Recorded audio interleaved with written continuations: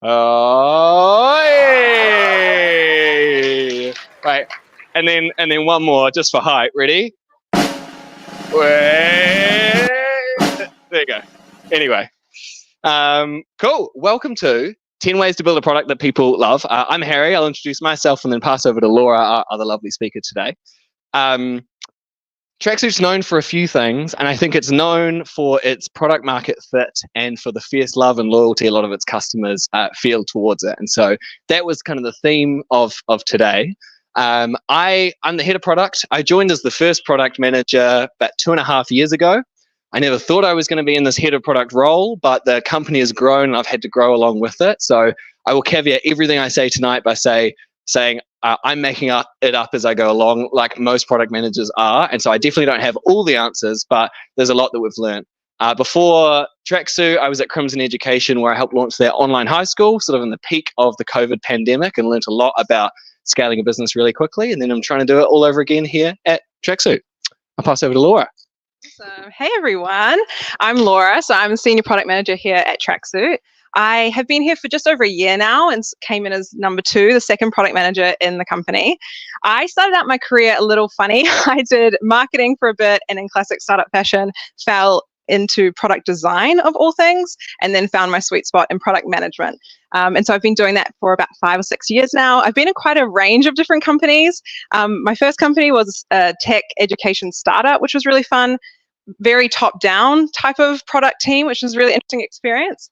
And then my last company was a company called ArchiPro, which was like an architectural design company where I led their e-commerce product. What a mouthful. Yeah, that's me. I'm to talk to you today about how to build a product that people love. Before we get into the 10 ways, I think you start every presentation with building credibility. So I'm going to tell you a little story about Tracksuit to hopefully show you kind of what's informed some of the lessons that we've had along the way.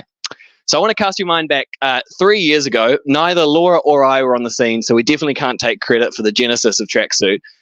Connor and Matt, our co-founders, previously unavailable in TRA, some of our founding partners, they set out to build a business, and they originally set a goal of trying to get 500,000 in subscription revenue in the first year.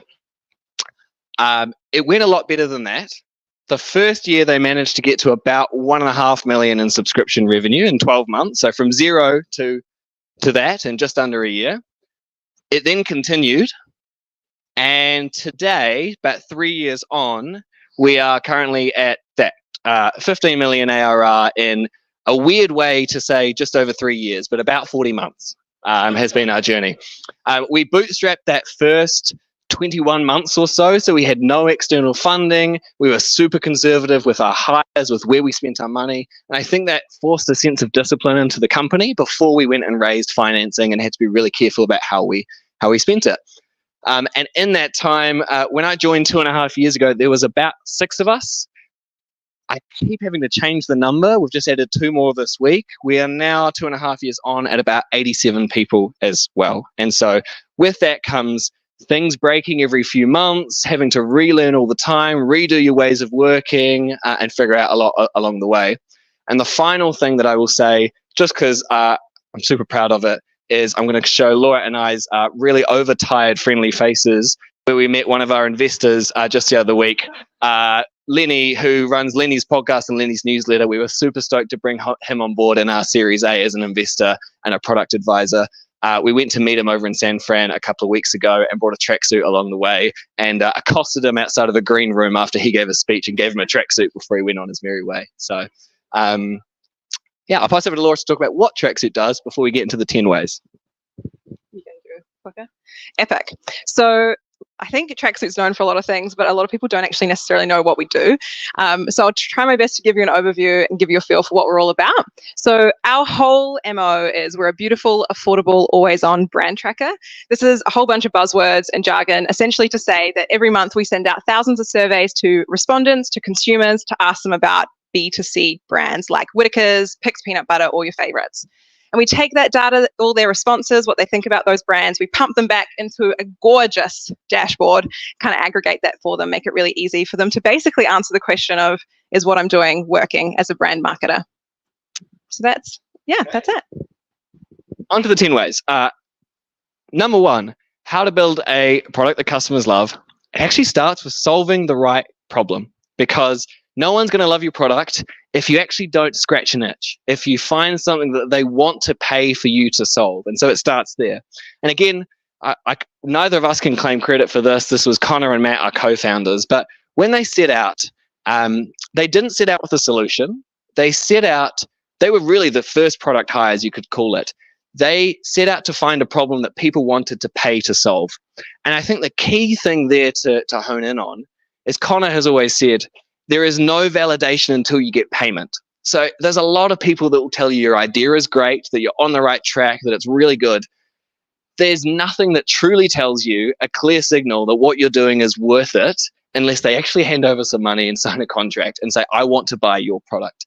And so Connor and Matt went through this process of figuring out what brand marketers in particular need, and they went around selling just wireframes to start with. There was no product, just a mock-up, trying to figure out if the original concept actually was a business at all. There was a healthy dose of cynicism and pessimistic behavior just to try to really poke holes in actually is what we're thinking about even worth building in the first place. And the magic phrase that they were looking for, of course, was a yes. But second best is, no, if I was to pay $10,000, here's what I would expect it to do.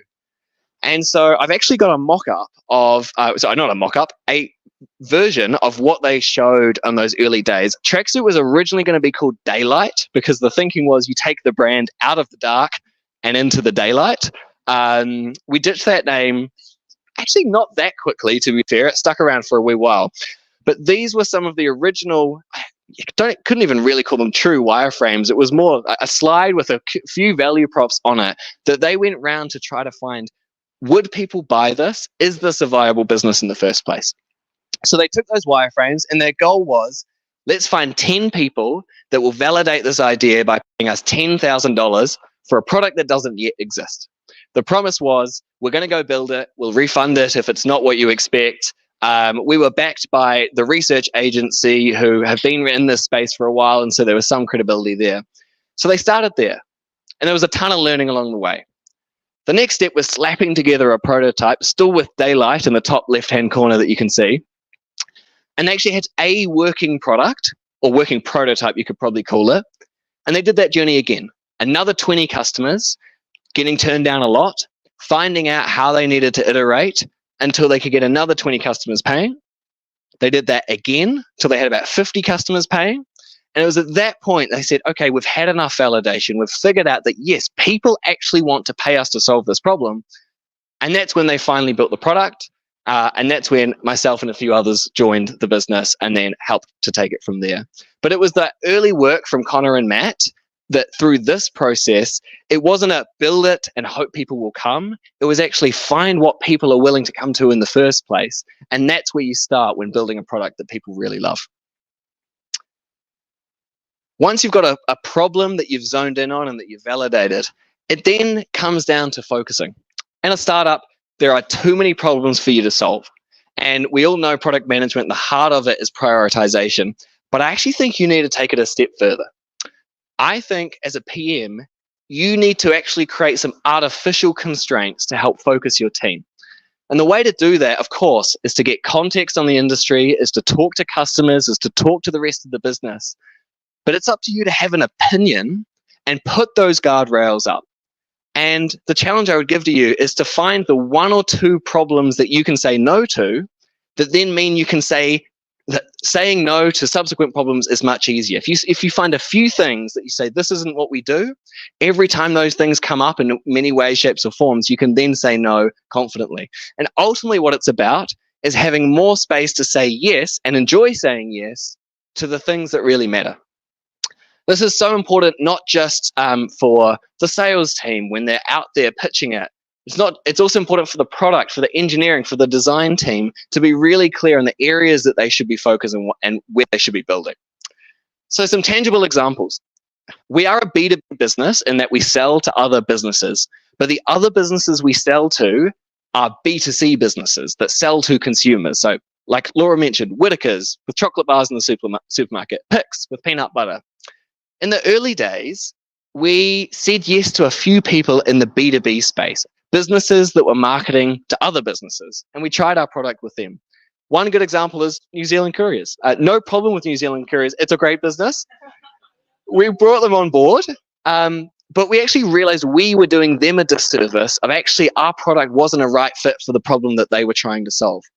And we kind of had two paths ahead of us. We could have gone and built a product that worked for B2B. There were people like New Zealand Couriers that were willing to pay for that product. And so on the face of it, you think, well, this is a really good opportunity. At the time, we were actually getting more inbound interest for B2B brands than B2C. And so the data's sort of matching up, the revenue is there. But ultimately, we said no because we were really confident that the consumer-facing brands, that what we thought were our core customer group, were a big enough market that we could focus on, and we had so much to go. We weren't quite serving those original customers to the best that we could. And so we said no, and we forced ourselves to focus. Another classic example is our product is built on surveying real people and showing the results. Once you've built that infrastructure, you can reuse it to do a hell of a lot of other things. And naturally, a lot of our customers asked us to build other research tools. And this is really the way that a lot of market research firms have gone. They start in one niche and they slowly expand, sometimes rapidly expand. But we find that when you do this, you lose focus. You lose focus with your go-to-market team, with the marketing message you put out there, with the sales value props that you put out there, and you lose focus as a product team figuring out what problems to solve. So we said no to these other types of market research, like tracking individual marketing campaigns or testing adverts before you launch them live. And we still have these guardrails in place. These were tough things to say no to because you are quite literally turning people away. But it was this focus that helps you build something that your true core customer then can love because you've got the time to focus. Over to Laura. Epic. So along with focusing, something that we found is really powerful is actually shipping, as obvious as that sounds. We'll get into the details. I think as product people, something that's really common is that balance of being really data-driven, but also moving really fast. Like you want to be able to balance those two things. It's kind of like everything that best practice says is you have to find that gorgeous, lovely little balance in between. But this can be really hard. I found this in particular has gotten in the way of me being able to actually ship value, being able to see that bigger picture and make stuff happen. In reality, like for all of these startups in particular that are small and don't have a lot of resource, not all problems can be measured. For us, a really great example of this is retention is a key goal for us, increasing our retention rates. And that's a lagging metric, right? So you can't actually check that that's all good until the 12-month mark and you find out if they've said yes or no.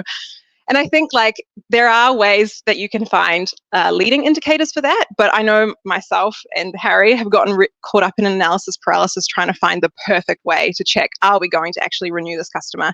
And so we've talked to a lot of product leaders in the space, people who are running dashboards that are similar to ours, and the overwhelming feedback has been, hey, look, like chill out, just don't stress. Like you're not going to find a perfect solution.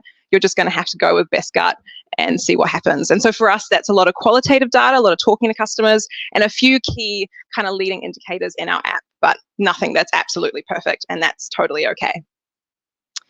The next thing, this is something I personally struggle with a lot. I'm a massive perfectionist, as I'm sure a lot of people can relate to, but especially in the startup space, you just never have perfect information. And we actually have a really recent example of this. We've recently introduced automated monthly emails.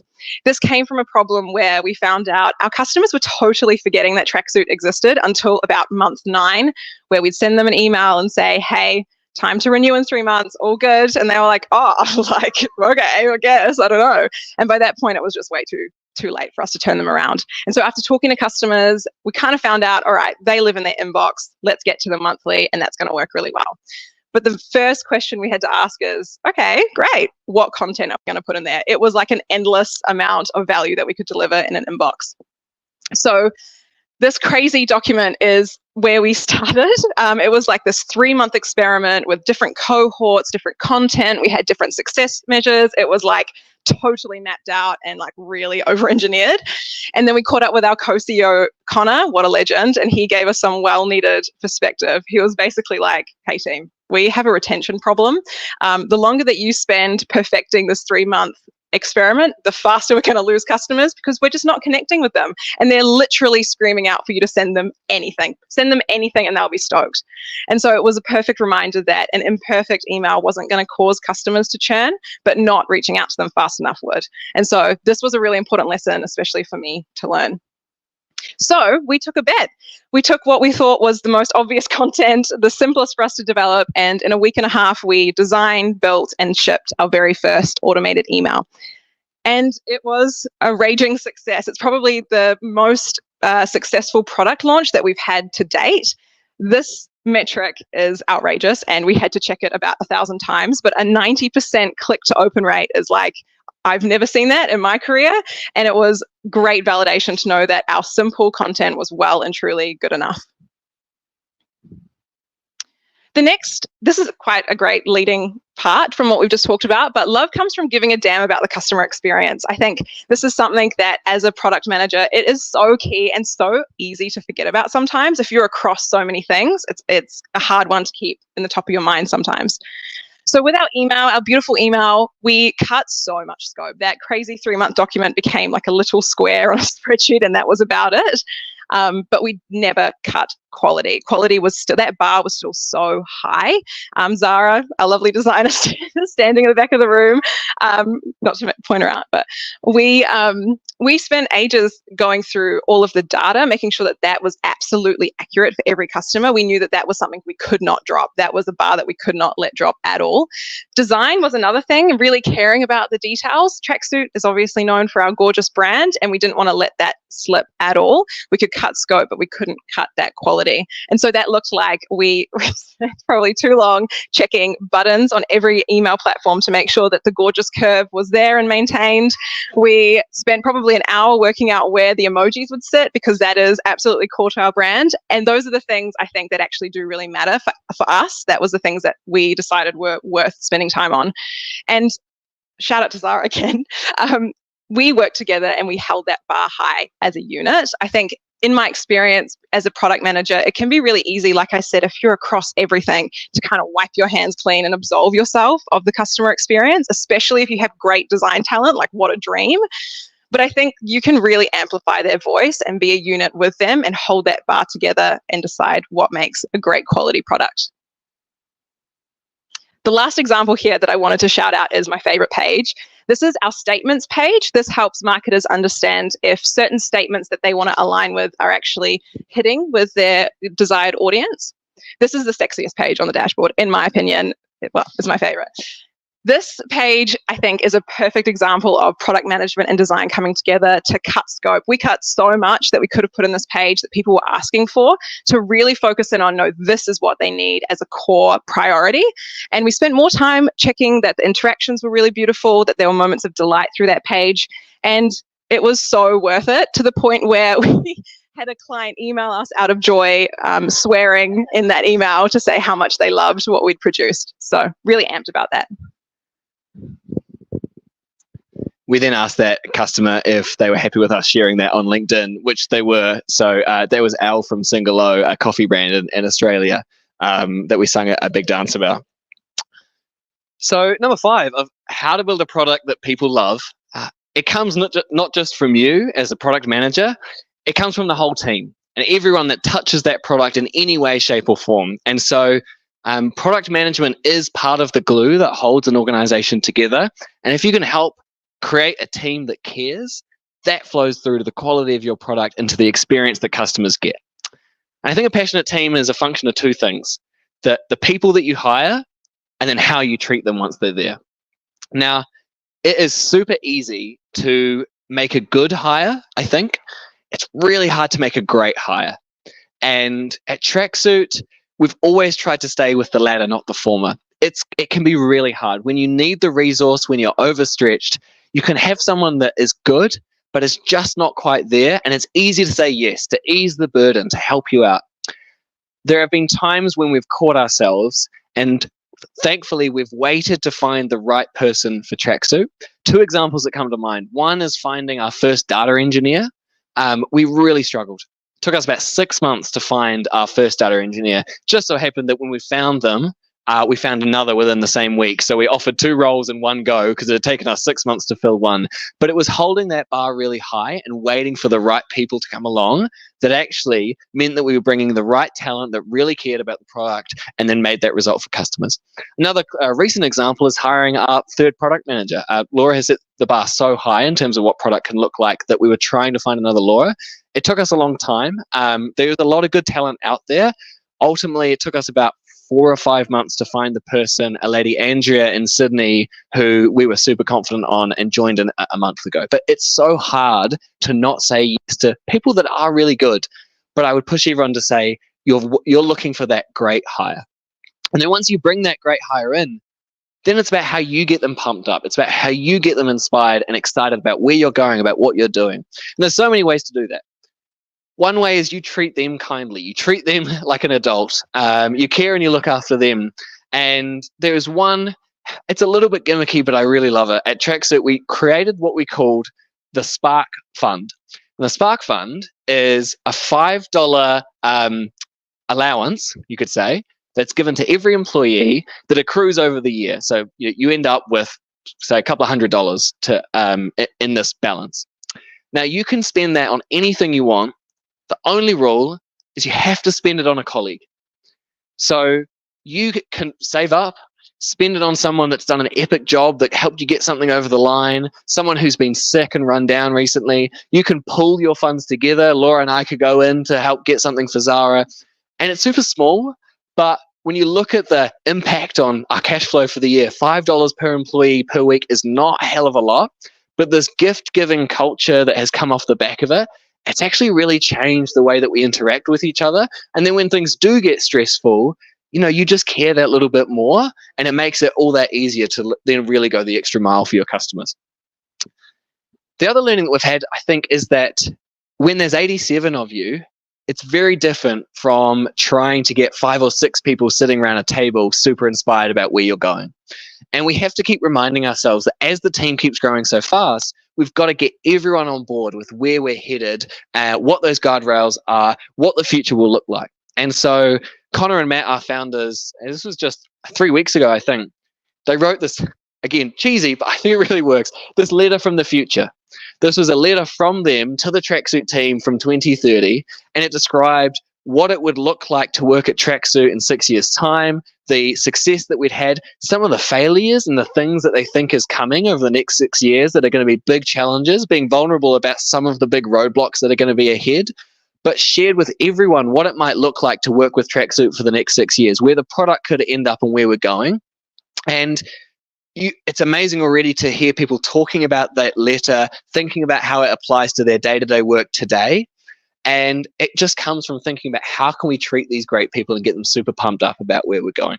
And it's that makes an impact into the product that you are building. I love this microphone. It makes me feel like I'm doing karaoke. That is so fun.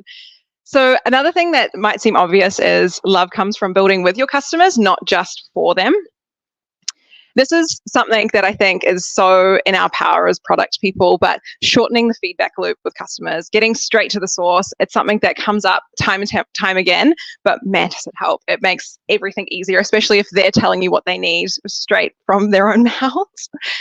An example of this for us is we set up our own research panel. When I first joined, we were really struggling to get engagement. Even though our customers are super amped, they're so busy, they just didn't have time, and it was hard to find quite the right people for the right problems. So we set up Trailblazers, which is our online research panel. They opt in to give us feedback, and we honestly contact them about everything. We contact them from sense checking an idea, copy changes, all the way to like user testing and actual beta testing with them. And this has worked really well. So if you don't have this set up in your company and have the resources and means, would definitely recommend. But I understand in my experience as well, this is sometimes really hard, whether it's your customers just aren't that engaged or potentially your culture doesn't allow for you to talk to customers. Something I've learned in the past that's really helped is leveraging the people who are closest to customers in your organization. They have a lot more interest to help you potentially than others outside of your organization. And so these lovely humans are our insights team. We hired them specifically to create insight reports for customers. So what this means is they go into our dashboard, they find all the juicy stuff, and they put it into a really comprehensive report and present that back to customers one-on-one. This has been a really epic resource for us. They're kind of at the front line finding out what data is actually landing with customers and what's absolutely not, and what we need to change in the product ASAP. And I had one example of this in practice. So we recently brought AI into our product, hot topic, happy to chat about this, like its own thing in and of itself. But the problem we were trying to solve here was customers, they're so busy and they just didn't have time to go into, even though our graphs are beautiful, it was hard to digest sometimes, especially if you're across a million different things as a brand marketer. So we decided the best way to handle this was to basically digest that data for them and create a really simple natural language summary using AI. The first question here we had is, great, what does that prompt look like? What's the logic? And what's the best way for us to actually analyze our own pages? We don't even know where to start. And so we thought about going to customers, and we did. We talked to a few of them, but we realized actually the best people for us to talk to are sitting across the road, across the desk from us. And that was our insights team. And so we ran a workshop with them where we basically got them for each page to tell us step by step, how are you analyzing this page? What is the best way that you can take data from our dashboard and make it valuable? And then we turned that into our prompt logic, and that's now what lives in our dashboard. And I think it's also just epic knowing that a part of their brilliant brains are in our dashboard and telling customers everything that they need to know. Perhaps the most boring sentence that you'll hear tonight. Building a product that customers love comes from the right org design. I think it's super easy to get caught up into the details, and sometimes it's actually about setting yourself up for success right from the very start. The better way to say this is the head of product at Linear. I don't know if anyone uses Linear instead of Jira. We do here at Tracksuit for all of our tickets and kind of managing our product work. He put this and said, look, you ship your org chart. You ship how you design your product team. And for us, we then thought, well, actually, the problem that we encountered was that we as a product team were being forced to make trade-offs against, should we be helping to grow the business or doing something that's going to get us more customers, making it easier to acquire, or should we be doing something that's making it easier to keep customers or help retention? Growth and retention are pretty hard things to trade off for a growing company. Like, you need both. But having one team try to, them being constrained and looking at both growth and retention, that's super difficult. Those are trade-offs that are really hard to make. And so simply by splitting the team and focusing on 3 key areas, we're able to create teams that can prioritize within each of these areas and think about growth and retention and everything else. And it all comes down to how you organize yourself. So for us, right now, there's 3 areas that we're thinking about, and these areas might change. And I think a big part of org design is always reevaluating where you are right now and being open and honest with your team that we want to give consistency. We want to have some structure and sense of normality, but also in a fast growing startup, this is as much of a product and an experiment as your product is itself. And so being clear with your team, these are the areas that we're really set on, that we really don't want to change. And here are the things that we're really not sure about with how we've organized ourselves. We want you to tell us what's working and what's not. Is so critical. So our 3 areas are, we want to keep customers. We want them thinking about retention. Really, data is the heart of our platform. That's actually what we sell, is the survey data. And so we want a team thinking about how we can collect better data. And then we want a team thinking about more customers. And you can over and under resource these different problems in different ways. And through that resourcing, you're helping the team make these trade-offs. You're sort of setting these natural constraints to prioritize within these specific areas. These might change in 6 months, but right now, here's how we're thinking about it. And we've found that this transition and thinking in this way can help set each of these individual teams up for success. You can do everything right, and then you can still sell to a bad customer who then doesn't love your product. And this comes from really building a relationship with your commercial teams. It's about thinking more strategically. It's about embedding yourself in these other go-to-market teams and working with them to find the right customers that are going to love your product in the first place. Even if you're focusing on the right area, if you've organized everything well, you're working with customers, you've still got to think about the people that you're bringing into the business, and they will decide the quality or how much they love your product. So what this looks like in a couple of really tangible ways is, it can be really, really hard, but leaving money on the table. Sometimes customers are willing to pay you for something that actually you're not very well equipped to solve. And we've had this, I've been brought into a sales conversation just today about a customer that is asking to sign up. And we're really trying to say, are you really sure you understand what this does? We don't think it quite works for your use case, and we're trying to be as open and honest through this process, because if you set false expectations right from the very start, they're never really going to love it. What that means is, of course, working with your sales team to try to make sure that you're selling what you have now, not what you're going to have in the future. And it is so easy, right? It is so easy to promise something in 3, 6, 12 months, and we've all been there as product people. But all it means is that you end up dictating your roadmap through a sales process rather than truly working on what matters. What we find is there is this line where you can talk to what the product does now and give them an opportunity to be part of that journey, part of that growth story, and say, look, we're trying to find customers to build with.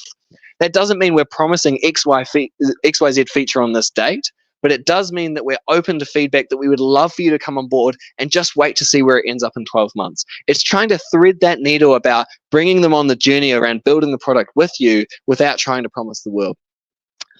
And Connor and Matt are co-CEOs who I keep coming back to. One of the other mantras that they've had throughout building Tracksuit is that all of our jobs, especially the sales team, but also the product team, it's actually just to make friends. You make friends with prospective customers. You make friends with current customers. And sometimes the best way that you can make a friend is you be really honest about what they're buying, about what they can or can't do. And sometimes the best way to make a friend is actually to tell them, hey, this isn't going to work for you. We're going to let you down if you come on board. Again, that's a really tough conversation to have, that in the tech sector is so small, New Zealand is so small, people know each other. When you start letting people down and making false promises to hit that target, it ultimately comes back to bite you. And people talk about that bad experience they had. And so if you can stay firm on that, it's so hard. I know the commercial pressures, the organizational pressures, but if you can, it makes a hell of a difference to finding people that really love your product and then can speak positively about it. That seems really aggressive. Sorry. Nothing against New Zealand couriers. Again, what we would do a disservice to them. It's our shortcomings that mean that we're not a good fit for them. So it's trying to find those people and say, look, we're not a right fit for this, for you. This is my favorite slide. I'm so amped to talk about this. Oh yeah, no. You'll see. So Tracksuit is a really fun place to work, and I think one of the reasons for that is wanting to put that fun out into the world, making friends. That's a huge part of that, is just having fun together and really prioritizing that, and that also ultimately builds a great product. So bringing fun to customers, it can be really hard, especially when you're in a small startup. You have so much going on, making time to be silly and not take things too seriously and kind of put some fun out there is not easy. And I do think it's really key. We have a couple fun examples that I'm excited to share with you. We love an Easter egg. They're so fun and just so easy to implement. So last Christmas, we implemented 2. The first is when you typed festive into the keyboard, it would bring up beautiful snow coming down, little trinkles. It was so cute. And then when you typed in banger, it would bring up a extremely auto-tuned version of Harry singing All I Want for Christmas Is You. And if you ask nicely, I'll maybe share it later. It was so fun. And I think it was such a beautiful moment of connection for everyone. And right at the end of the year, when everyone was stressed, we got such incredible feedback from customers. These are just a few that we got, but hearing how it made their day, how they felt like it was just so fun. They'd spent all day typing it in and showing everyone. It was such a great moment, and it was so worth our time for that connection. As well as bringing fun to customers, we also want to bring fun to the team. I'll explain these images in a second. Something that we love to do as a product team is to kind of create walkthrough videos for our internal team when we're releasing new features. Our team are very visual. They love a video. But we were finding that it was really hard to get them engaged. They were so busy. So Harry and I decided, why not dress up? Everyone loves to dress up. And so this isn't a filter. This is actually real face paint that Harry's put on himself. And this is a unicorn mask that is meant to be Donkey from Shrek, but we were short on Look Sharp was letting us down that day. And I think we put this together and decided, let's dress up as Shrek. It had nothing to do with the feature that we were releasing. But it was a really fun way to get the team involved. Everyone watched the video. It's now become like a cornerstone of tracksuit culture. And I think even to the point where customers were showing it to their, the brand champs were sharing it with their customers. It went on LinkedIn, I think, and Instagram or something. Oh, it's terrifying. But what it created, even a year later from when we've done this, is a space that our team feels really comfortable in. We have so many more pieces of feedback coming through to us. We found that people find us really approachable because we are able to have a laugh at ourselves and be vulnerable. I mean, it's so fun as well, just being able to be in that kind of environment, but it's really created a culture where people feel safe to be themselves at work, and we're going to keep doing it because it's a blast. Oh, yeah. Oh, yeah. So another example of this is we, as a product team, an engineering team, you plan, you bring the business around to figure out what you're building over the next whatever time frame. And it's so easy to just get caught up in what you're trying to do, right? You're trying to plan, you're trying to build a roadmap, figure out where you're going. A classic example, I think, of trying to bring engineering, design, and product together with fun is Stu, our head of engineering, and myself, and Anna Marie, our head of product design. We decided to make a planning trophy. And what we decided to do was, in each of our teams, go through this strategy planning process, building a 3-month roadmap. And the team that could present the best, most compelling strategy with the most compelling argument was going to get their name engraved on the inaugural Tracksuit product team planning trophy. We haven't, Laura's team won, surprise, surprise, and we still haven't engraved their names on it, but we will do that. We even put a Latin motto. We got ChatGPT to take the sentence, take global best practice and make it tracksuity, and said, can you translate that to Latin?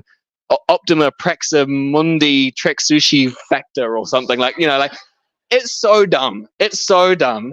And it cost us like $150 to get made, But it's just, people got so into it. And it's so funny how, like, in the trenches, you've got a strategy plan to build, you put a stupid shield with a stupid Latin motto on it, and people love it. And it makes a difference to the outcome, and that ultimately flows through to the product that you build as well. So it's so easy to get swept up in the day-to-day, and it's like, how can you be vulnerable, be dumb, be silly, and bring some fun to the process as well?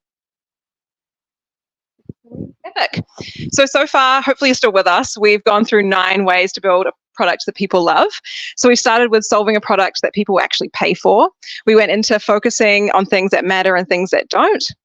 Actually shipping value, so obvious, but so important.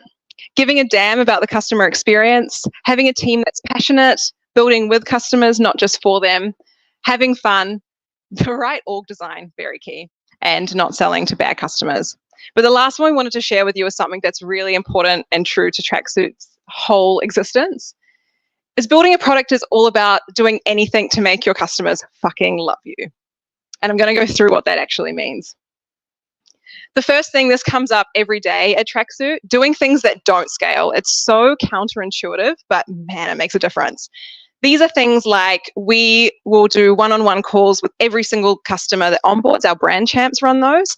It doesn't scale, but it's so personalized, and customers set off their whole journey with Tracksuit feeling like we've seen them, we've heard them, and we really care about what they're trying to do. Another great example that I love, and I wish I had a photo, but I struggle to find it in Slack. Our community lead, Emmy, in Sydney, did these great Christmas party events all over the globe. A bunch of people obviously couldn't come. It was Christmas time, and they had lots of very valid excuses. And so what she did is she took those excuses for each person individually, personalized merch, and sent it to their front door. And people loved it. We've never had better turnout afterwards. And I think people just felt like we'd really seen them and we cared that they hadn't come. It wasn't just a throwaway invite. We really wanted them to be there. The next one, which is really important to Tracksuit in particular, is making time for community. Community is so key, especially in Auckland. Like, this is such a small place. And so we make a lot of time for this at Tracksuit. One example of this is we have intimate 10-person dinners with valued customers just to make connections, like get to know them, understand them more as people. And that's been a real hit. And also they are so fun and they often go late into the night. And I wish I could go to more of them. The last one, this is actually Customer Magic is our theme for the year at Tracksuit. And the key thing here is that customer magic is everyone's job. Going above and beyond for customers, no matter what, is so key. If your product can't do it, a human can, and it's really important to not let your product constraints get in the way of that customer magic. And so that customer magic and all of these things is what's honestly made it so easy for us to build a product that people love. Thanks. I think that's us.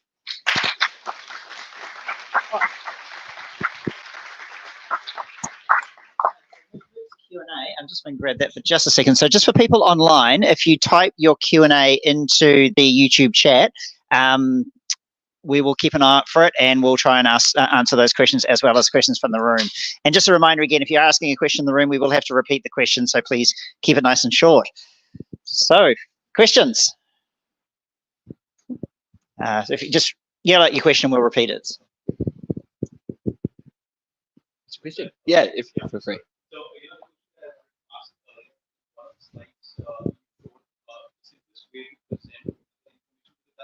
Mm.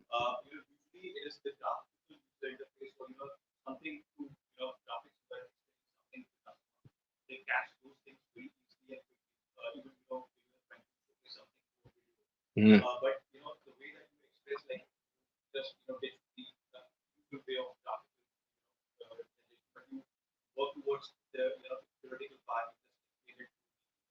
Mm-hmm. Mm-hmm.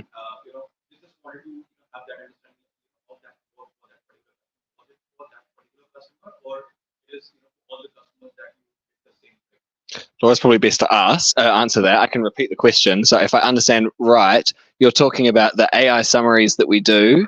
So the question was, how do our summaries work which take graphical data and turn it into natural language? This one here. That was a question? That's you, Laura. I love this topic, so I'm so glad you asked.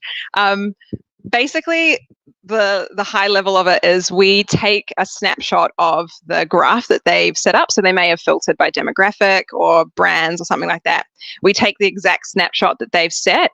We then analyze the data through like an algorithm that we've built. And once we've got it in a way that we're happy, we've checked statistical significance and all the stats stuff. We then pump that through to, I think we're using OpenAI at the moment, and it translates that into natural language. So it's not doing any of the analysis for us. We found that that was not the best way. It's not great with numbers, but it's great with language. And so that's what gets pumped back, and we have a whole bunch of restrictions in our prompt. And I think you may have asked whether it's per customer or... yeah, so in every dashboard, it's specific to the brand and the geography that they've set. So if it's Pix peanut butter in Australia, it's specific to them. Yeah, hopefully that's...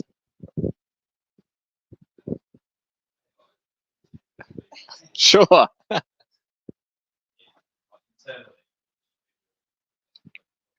Good question. So the question was, for those online, are we using AI internally, not just for customers?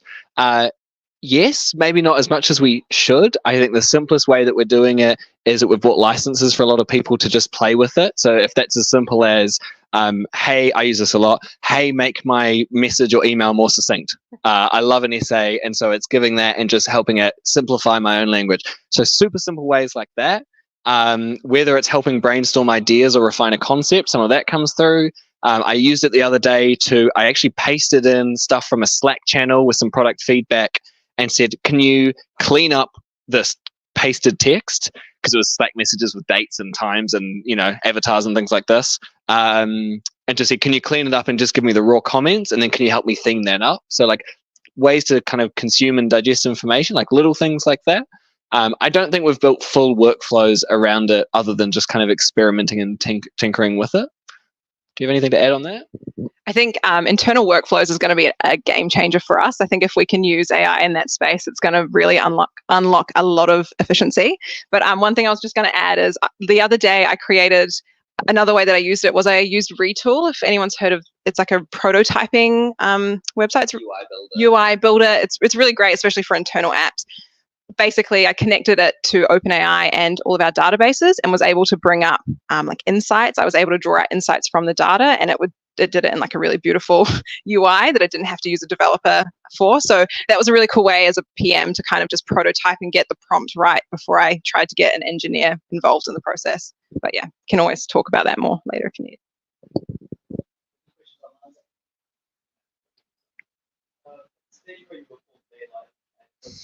Yes.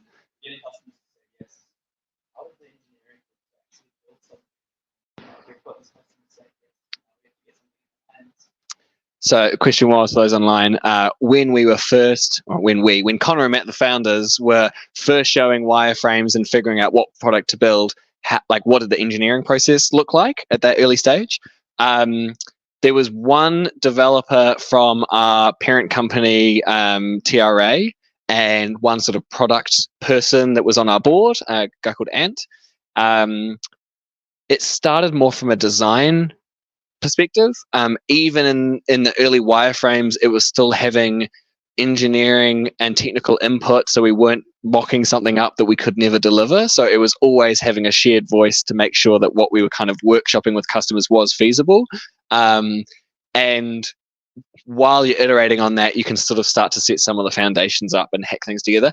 Ultimately, it was thrown together really quickly. And one of the first things we had to do was kind of rip it apart because it didn't scale. So, we tried to make sure it was technically feasible in the right direction. We still didn't build it perfect first time. And it was one engineer like hastily slapping things together to try to prove that it worked. So super scrappy. Yeah, totally.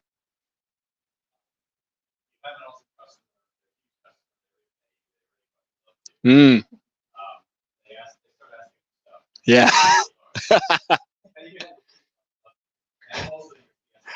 That's a good question. So if a customer is a huge customer giving a big chunk of revenue, what do you do when they request something? And how do you keep them loving you? It's a good question. I think ultimately some of that comes down to when you first sell to that really big customer, again, being super clear on what they're buying. Two, it's trying to understand if it's something that you need to build into the product, or if you can kind of deliver with humans as a stopgap to figure out if you can test and invest the engineering resource to do this more widely. So an occurrence that we might have, the honest answer is maybe a luxury is we don't have lots of customers that are huge, that are spending enough, I would say, to really dictate any of that. So maybe that's a privilege potentially that, lots of smaller customers than many big customers, like that might be a quirk of Tracksuit. But for our biggest ones, even when there are ideas from them, I think often what we'll do is we'll try and figure out if we can service that manually in some way and try to figure out actually if the pain point that they have is something that is shared before then investing further product engineering resource. So it is a balance around trying to deliver them that value. I think it comes from expectation setting right at the start.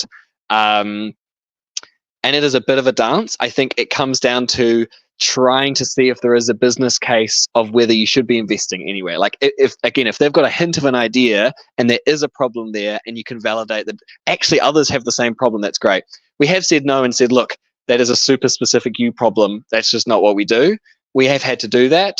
We have had some tough conversations, but I'm sure everyone finds in product, people always think they want extra functionality and sometimes they actually don't, or like you build it and they don't use it. So we've had cases where they say, we really need this. And we've said, look, we're not going to deliver it with humans. It's actually super distinct to you. Really sorry, we're not going to do it. Sometimes they've said, okay, I understand. That's all right. And the world moves on. And if they're unhappy, they're unhappy. But I don't know, maybe that's a bit of a bad answer, but there's no perfect answer to it. I think it's all nuance and trying to do your best to balance the two. Do you have anything to say? I'll add just a little bit. I think you mentioned at the end as well, like how to keep your CS team happy as well. I think that's always something that we're trying to do our best at and don't always do it perfectly. I think that's just the nature of the job kind of thing. But I think some things that have really helped us more recently is we've set up a fortnightly catch up with our whole CS team, which is huge now. There are so many of them. And just like hearing them out, like I think sometimes it's easy as a PM or a product person to let ego get in the way. Like I definitely can struggle with that sometimes where it's like, well, no, I know, or like, that's not a problem that matters right now. Like kind of shut it down. But the minute that you're a no person, they're never going to come to you ever. And that's where you really lose out as a PM. So we've set up the session where we just let them vent and like, that's okay. Like you can validate them and say, yeah, totally hear you. Like that actually is like, that would be really hard or that's a really painful experience. And then be just vulnerable and honest about why you can't prioritize it. Like, hey, we're doing this other thing right now, which you're also really amped for. If we stop doing that and do this, it's like that's the reality, and they're like, okay, that's so fair. So they're reasonable humans most of the time. So yeah, I think that's good. Add.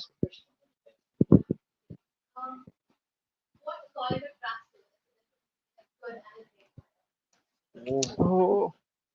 Question was, what is the difference between a good and a great hire? That is a fantastic question.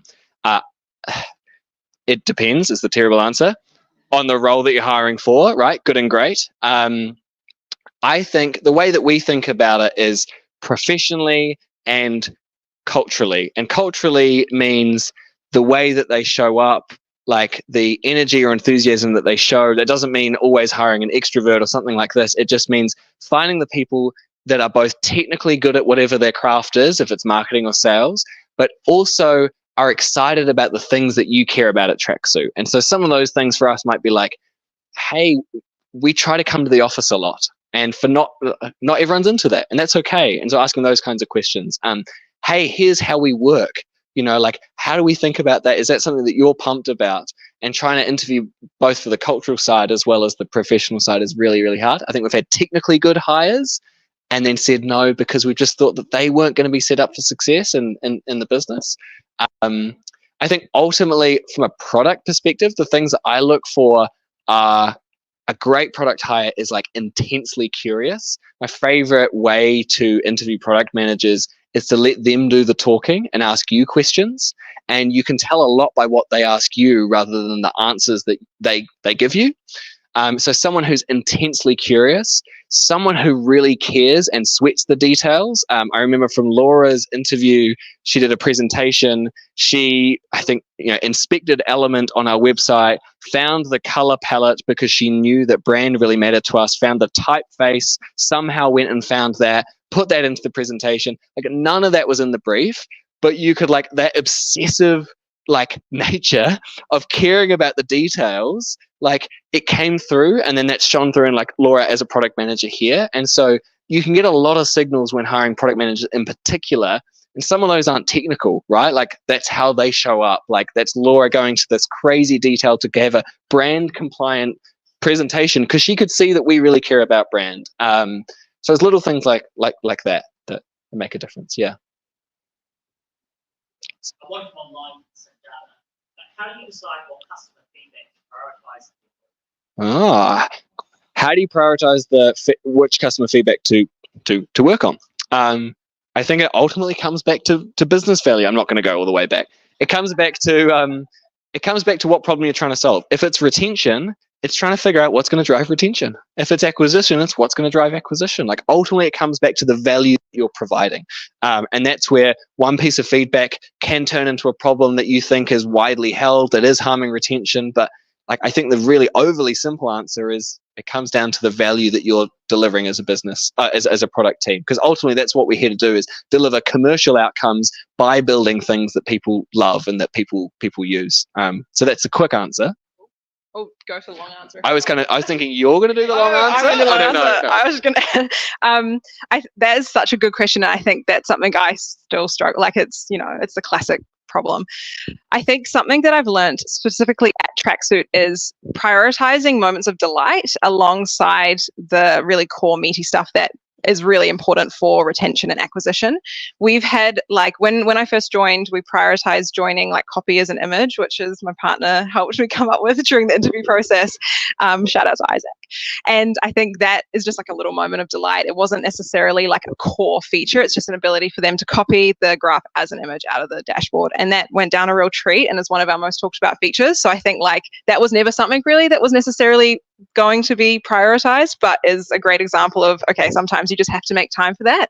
The other point I was going to make as well is talking to customers constantly really clarifies everything. Like, they tell you what matters. If you're hearing it constantly every day or every week, it just becomes so obvious, and you don't actually have to think as hard because they've done all the thinking for you a lot of the time.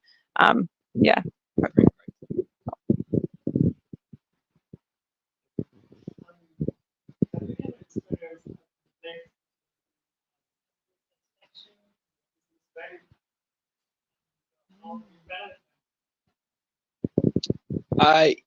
So the question was, have you experienced a conflict between customer satisfaction and business value? I I would say yes, all the time. I would say, like, I mean, if those very early slides, customers are saying, well, hey, like, I would love if your product, it meets our needs really well in this area. There's all these other areas that I would love for you to go and solve. Like, I'm not fully satisfied with your product because it doesn't do these other things. But actually, it is against our business interest to kind of distract focus and go and build in that direction. So that comes up a lot. I don't know. Do you have anything to add to that, Laura? Yeah. Yes, it happens all the time, and I suppose that's like the art part of product management is like figuring out which parts to listen to. How do you say no to them? I think it's much the way that you say no to the internal team as well. I think you bring them on the journey, right? Like, if you can be clear on the things that you are delivering and the value that does apply to them, then it makes it easy to swallow that pill of like, here's the value that we're not delivering. But if you've got it right, often you can show the value that you're delivering in other ways, or help show that.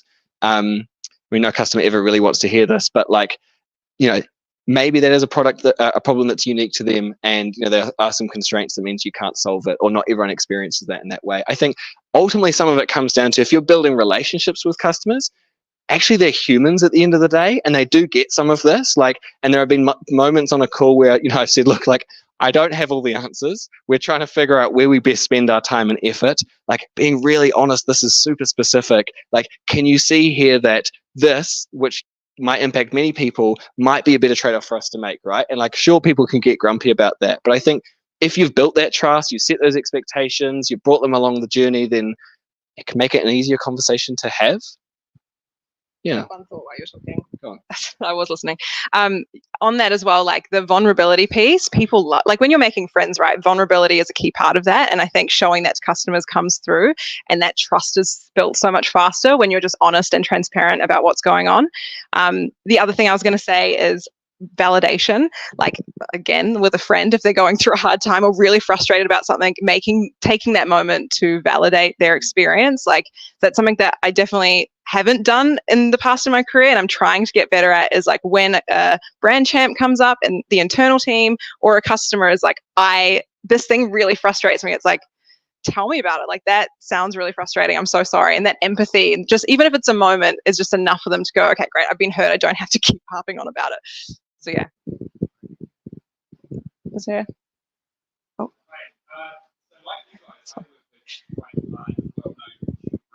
Yep.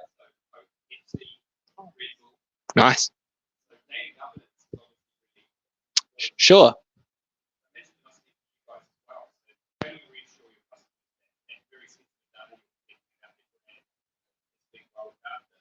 So great. So the question is around data governance and around the information that we collect on customers and making sure it's safe and secure and not shared. The really crappy answer is that we actually don't collect any sensitive information. What we're doing is the equivalent of going and talking to someone on the street about what they think about a brand. You're just doing that en masse in a digital format. And so, it's not sensitive in the sense that it's what people think, it's how many people have heard of you, it's like that kind of research. The other thing is that we've set things up in a way, and our business model is built around Tracksuit owning the data as well and making that really clear again in the sales process. So we've kind of flipped the model on its head, where we said, if we can standardize the questions and we can run this market research on behalf of people, we run it, and almost in a publisher model, you pay to access our data that we capture, then we can, it's a quirk of the business model. It means that we can dictate more of the terms so much, and you are paying to access our data rather than us collecting data on your behalf.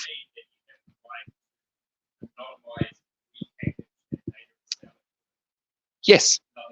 Yeah. So again, a quirk of the Tracksuit business model is that we have standardized some of the data that we collect, so it is applicable to many different customers in the same sort of area. So, an example might be KiwiSaver brands. We work with quite a few KiwiSaver customers, and they're all interested in the same thing. We've standardized the data that we collect, like, which KiwiSaver brands have you heard of? What's your favorite? What do you think about all of these? We collect all of that in one go, and then we can resell that to many KiwiSaver providers, all ultimately accessing the same thing. The cost of that is flexibility, because every Kiwi Saver provider wants to ask some slightly different questions. But Tracksuit's business model is we cut the flexibility, we've standardized everything. There are pros and cons to that, but we can ultimately charge a much lower price and get it to you in a more scalable way. And if that's something that appeals to you, Tracksuit's a really great fit in that way. If you want more customization and flexibility and you want to own the data yourself, then there's probably other providers that could do it at a more expensive cost, but could suit your needs better. And so some of that was in the early business model design as well, thinking about some of those things too. Really good question. Okay. Does Tracksuit get much technique? How do you prioritize that? Oh, that's a great question. When we first started, the downside of that scrappy process of going from wireframe to prototype to product is you end up with something that has no technical foundations. And one of the very first projects we had to do was the dreaded re-platform right at the very start. Because we had found something that people wanted and we thought, oh, we actually can't keep up with this growth. We're going to have to redo this properly, because if we keep growing at this rate, this thing's going to crumble. And so we went on this whole journey to re-platform, which I won't spend tons of time on, but the way that we approached it was we also had all this customer feedback that we wanted to action. So we took our app and we cut vertical slices all the way down. So right from the data layer, the back end, and then the UI. And we kind of had two apps running simultaneously, the old app and the new app. We kept the navigation menu looking the same. And as you would swap page, you would go from the old app to the new one. You wouldn't know as a customer, but actually, like under the hood, you're like actually swapping apps. And what it meant is that we could do this whole vertical slice, and we didn't just rebuild back to feature parity. We were like, well, we've got a chance to go and elevate and address all this customer feedback. And so the prioritization issue for us was, like, how do you approach which of those vertical slices to do within each of those? What pain points do you work on? But we did it in this way. It took us about a year. But the beautiful piece of it was that for customers, it felt like we were iterating really quickly, because every time they're there, you're adding new functionality, you're addressing pain points. But behind the scenes, you're actually re-platforming and like rebuilding a lot of that technical foundation. So I think like re-platforms can go terribly wrong. We did it really early on in our life cycle. Very early on as a company, we said like, actually, we need to solve this if this trajectory is going to continue. So that's really helped us out. We do have still tech debt. One in particular, I would say, is authentication, which I'm sure everyone loves, which is a big problem for a lot of people. And some of our data pipeline processes, how we ingest all of it. We rebuilt it, it worked, we've grown again, and it kind of now doesn't scale as much as we need it to. In terms of prioritizing it, I think kind of to Laura's point, there is sometimes important but non-urgent work that you just have to carve out time for. It's about balancing it. Sometimes it's about creating these artificial constraints. So if there's any permutation of ways you could do that, 1 day a week, X time per fortnight, Y time per month, or so on, and trying to figure out what parts of that technical debt you need to pay down in that time. It forces you to prioritize within that time frame. And then ultimately, again, linking it back to customer value. So some of the things that we've kicked down the road, we haven't solved because it hasn't clearly linked to a pain point for customers or another business pain point. That is a dangerous game to play, to keep kicking things down the road. But we've tried to link it back to what can we deliver when we're addressing this, what can we deliver at the same time in terms of value? And that's been the approach so far. As well. One thing that my squad has been working on at the moment, a lot of us have come in since that refactor has been done, which is epic, but there is still obviously technical debt popping up, as Harry said. We've been trying out, whenever we're releasing a new feature or working on something new, we're doing a lot of new features at the moment. We're just addressing some of those things as we go and being really strict about this is debt that doesn't relate back to the core feature that we're building. Just going to leave that to the side, but really making time, as Harry said, to prioritize, but as we're going, not just like always blocking out time for just that. It's wrapped in other value. So that's worked pretty well so far, I'd say. Last question from the room. Do you want to choose, Anthony? I don't want to choose.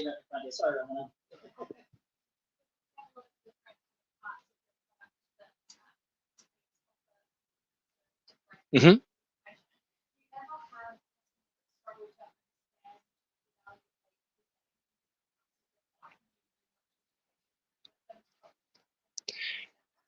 Elena has beautifully described the foundation of one of our teams. So the question was, we show lots of data in lots of different ways. Is there ever a case where customers don't understand what we're showing them? And that is what Laura's team's whole job is thinking about from a retention perspective, because we've found that one of the core reasons we lose customers is exactly that. Every dashboard ever has this problem where you show data, and that's one thing.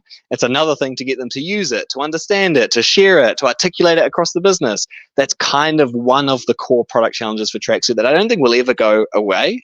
But the Laura and her team are thinking about a lot. And so I'm just thinking about, there's so many things to talk about this topic, but just to sum it up, like, I think something that I've learned that's worked really well at Tracksuit is, because there's a massive education gap for a lot of marketers, or sometimes they just don't have time, like they're so busy and we're a tiny slice of their day-to-day job.